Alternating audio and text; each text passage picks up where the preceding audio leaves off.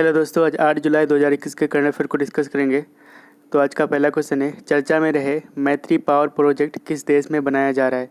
तो इसका answer option A Bangladesh में। ठीक है, तो मैत्री पावर प्रोजेक्ट जिसकी कैपेसिटी है 1320 मेगावाट और ये कोल बेस्ड पावर प्रोजेक्ट है। ठीक है, और ये कहाँ पे बनाया जा रहा है, तो बांग्लादेश के रामपाल में।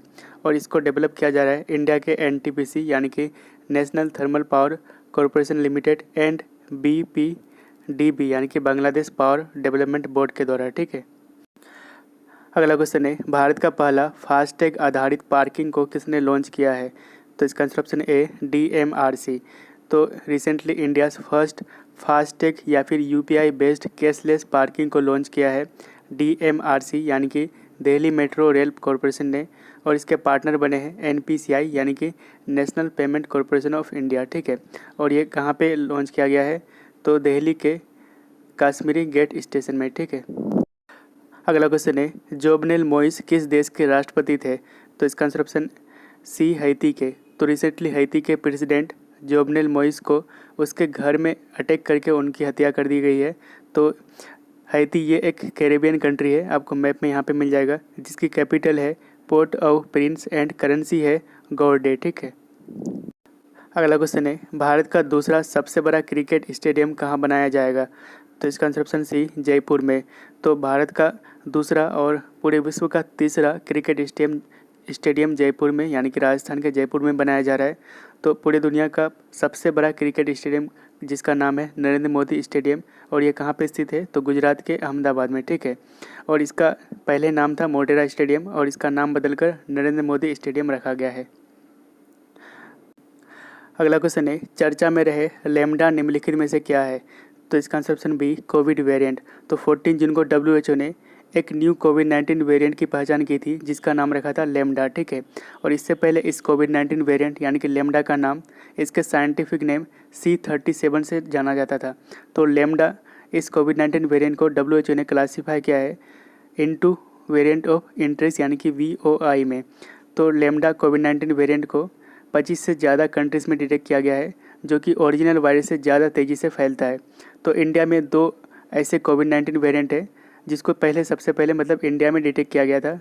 तो वो कौन कौन से हैं, तो एक है B.1.617.2। ठीक है, और इसका WHO ने नाम दिया है डेल्टा और ये वेरिएंट ऑफ कंसर्न में क्लासीफाई किया है। ठीक है, दूसरा है B.1.617.1 जिसका नाम दिया है WHO ने कप्पा और ये वेरिएंट ऑफ इंटरेस्ट यानी कि VOI में शामिल है। अगला क्वेश्चन है, नैतवर मोरी जल विद्युत परियोजना यानी कि हाइड्रो इलेक्ट्रिक प्रोजेक्ट किस राज्य में बनाया जा रहा है। तो इसका आंसर ऑप्शन डी उत्तराखंड में। ठीक है, तो रिसेंटली सतलज जल विद्युत निगम लिमिटेड ने नैतवर मोरी हाइड्रो इलेक्ट्रिक प्रोजेक्ट के टनल एक्सकेवेशन वर्क यानी कि सुरंग की खुदाई का काम कंप्लीट कर लिया है, इसलिए ये हाइड्रो इलेक्ट्रिक प्रोजेक्ट चर्चा में है। ठीक है, तो नैतवर मोरी हाइड्रो इलेक्ट्रिक प्रोजेक्ट का कैपेसिटी है 265.5 million unit electricity per year. ठीक है, तो इसको कंप्लीट किया जाएगा 2022 तक। अगला क्वेश्चन है, किस डिजिटल पेमेंट सर्विस प्लेटफॉर्म ने पोस्टपेड मिनी को लॉन्च किया है। तो इसका ऑप्शन ए पेटीएम ने। ठीक है, तो रिसेंटली पोस्टपेड मिनी को लॉन्च किया है Paytm in collaboration with Aditya Birla finance limited. ठीक है, तो इस पोस्टपेड मिनी के जरिए अपने यूज़र को 250 से 1000 के बीच लोन प्रोवाइड करेंगे और इस यूज़र इस पैसे का इस्तेमाल अपनी मंथली एक्सपेंसेस में कर सकता है, जैसे कि mobile and DTH recharge, gas cylinder booking या फिर इलेक्ट्रिसिटी बिल। ठीक है, तो पेटीएम ये कब बना था, तो 2009 में, जिसका हेडक्वार्टर है नोएडा में और CEO है अभी प्रेजेंट टाइम विजय शेखर शर्मा। अगला क्वेश्चन है, हाल ही में स्वास्थ्य मंत्री यानी कि हेल्थ मिनिस्टर किसे बनाया गया है। तो इसका answer option C Mansukh Mandaviya. ठीक है, तो मनसुख मंडाविया को रिसेंटली हेल्थ मिनिस्टर बनाया गया है। तो कुछ इंपॉर्टेंट कैबिनेट मिनिस्टर है जिसको अपॉइंट किया है president of India Ramnath Kovind ने on the advice of prime minister of India Narendra Modi. ठीक है, तो अमित शाह को बनाया गया है मिनिस्टर ऑफ कोऑपरेशन।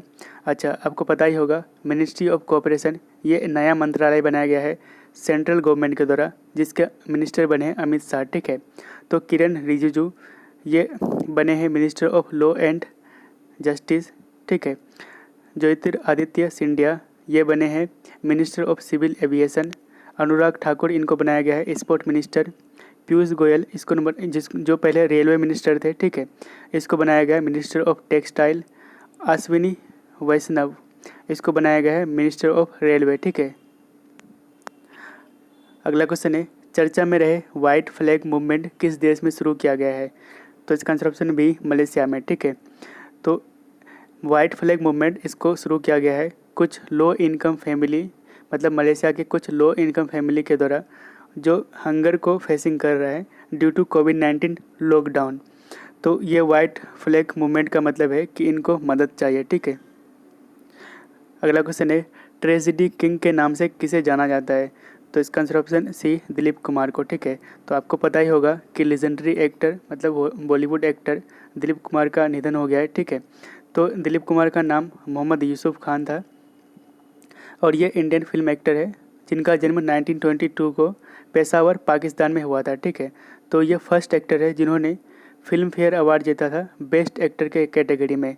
कब जीता था? तो 1954 में। तो दिलीप कुमार ये ऐसे व्यक्ति है जिन्होंने टोटल 8 बार फिल्म फेयर अवार्ड जीता है बेस्ट एक्टर की कैटेगरी में। तो शाहरुख खान भी 8 टाइम जीता है, ठीक है। तो इनका फर्स्ट मूवी था ज्वार भाटा जो 1944 में रिलीज़ हुआ था और लास्ट मूवी है किला, ठीक है।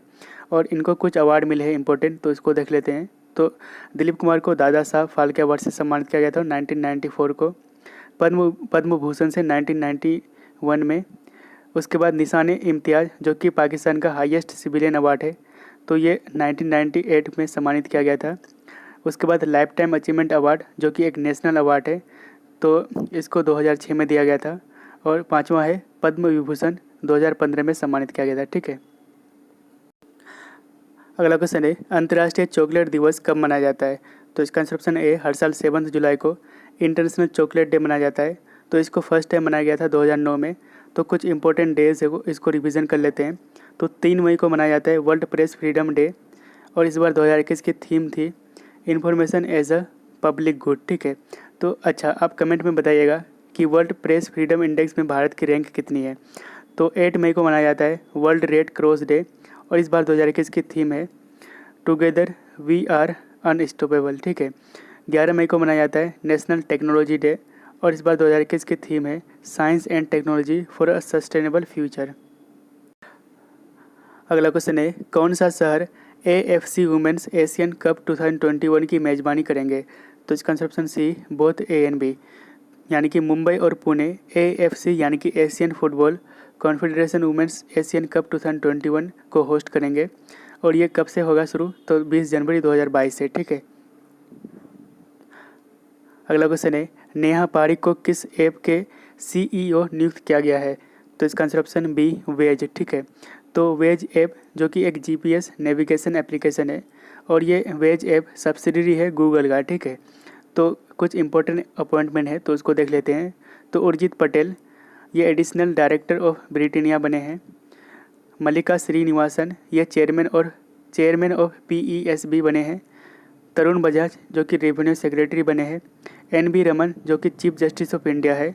S रमन ये चेयरमैन एंड MD है सिडबी के, ठीक है। अगला क्वेश्चन है, विक्रम बात्रा का संबंध निम्नलिखित में से किससे था? तो इसका answer option A, military officer, ठीक है। तो 7 जुलाई 1999 को पाकिस्तान के अगेंस्ट कारगिल वार में ये शहीद हो जाते हैं। तो 7 जुलाई यानी कि कल इनको ट्रिब्यूट दी गई थी। अच्छा, विक्रम बात्रा को अवार्ड मिले थे, परम विक्र चक्र से सम्मानित किया गया था इनको, जो कि हाईएस्ट मिलिट्री अवार्ड है और इनको ये अवार्ड 1999 को दिया गया था, ठीक है। अच्छा, एक पॉइंट है यानी कि .4875 जो कि माउंटेन टॉप है LOC यानी कि लाइन ऑफ कंट्रोल के पास, और इस पॉइंट का यानी कि .4875 का नाम इसी के नाम पे रखा गया है, यानी कि विक्रम बात्रा के नाम, जिसका नाम है बात्रा हिल टॉप। तो ये प्रीवियस डे का क्वेश्चन है, तो इसका आंसर आप कमेंट में जरूर दीजिएगा। तो क्वेश्चन है, NFAI द्वारा किस फिल्म का ओरिजिनल कैमरा नेगेटिव को संरक्षित यानी कि प्रिजर्व कर लिया गया है? तो आपका ऑप्शन है Sanju, MBBS, PK and 3 idiots.